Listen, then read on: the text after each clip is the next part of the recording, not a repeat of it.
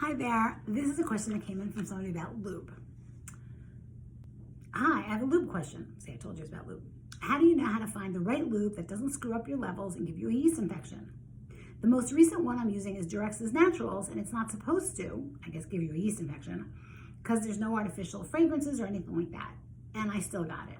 I mean, it was also a sudden increase in sexual activity, so it might not be the lube. I'm glad to hear you had an uptick in sexual activity. That's awesome.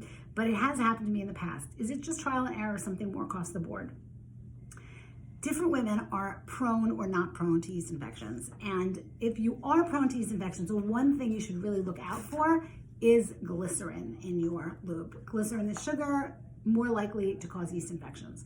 Beyond that, there are no studies about what could help or what could not help, so it's a little bit trial and error about what lubes work for you. People love coconut oil, although some people do claim that it gives them yeast infections, but many women who are prone to yeast infections use coconut oil and they seem to do okay. Everybody's microbiome is different, right? The flora that you have in your vagina is just different from person to person, and some people are more likely to get yeast infections. The same way some women are more likely to get urinary tract infections, in which case you always have to pee after you have intercourse. So I'd say to you, avoid lubes that have glycerin. Try things that are more natural. We use Sliquid a lot in our office. People seem to really like it. But try coconut oil, not expensive. I am not getting money from any of these companies.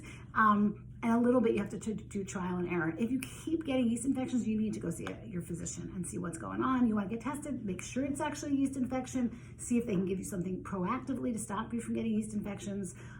Good luck.